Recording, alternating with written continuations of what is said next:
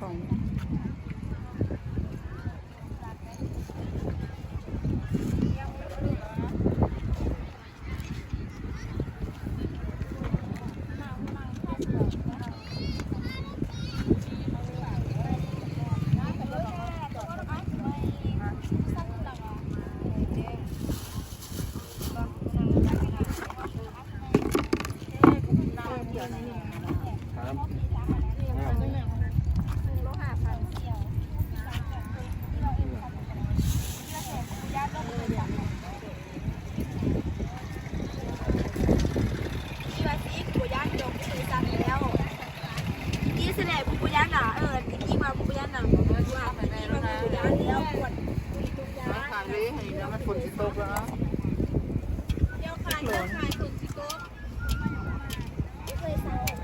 โล6 ขีด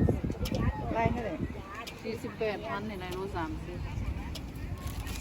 อะไรเนาะได้บ่คนที่โต๊ะทำมันตาย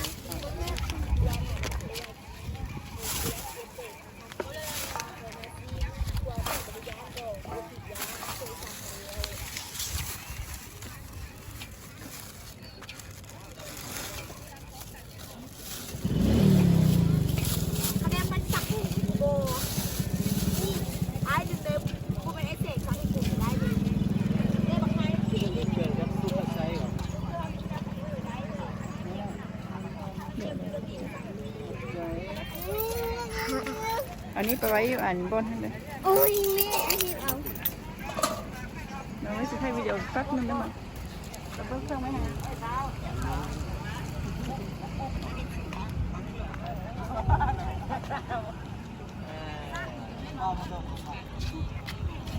เงินกันขอเลี้ยงไปใส่เราเห็นบอกกบนะนี่กบกบเลี้ยงกบกบโลเท่าไหร่นะ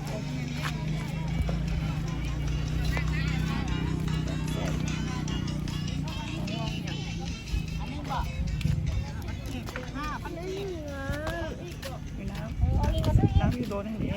ไปกินโดนลงมาพี่ลงมาพี่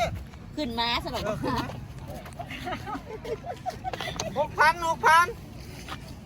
ขายออกรถ6,000มา6,0005,000ละบอดอ่ะ5,000ก็ขายเอาบอดนี่บอก5,000นะเอาไหน9,000กิโลอย่างว่าแกงมือสุดบายแล้วตัวมันเลี้ยงวันเทวไม่ได้ขายเดียวเนี้ยเจ็บท้องอันนี้ก็3 คนอีกว่าคุณน้อง ตามแมงเถอะที่สูงที่3สูงยังบ่เบิดอันนี้นี่แหละ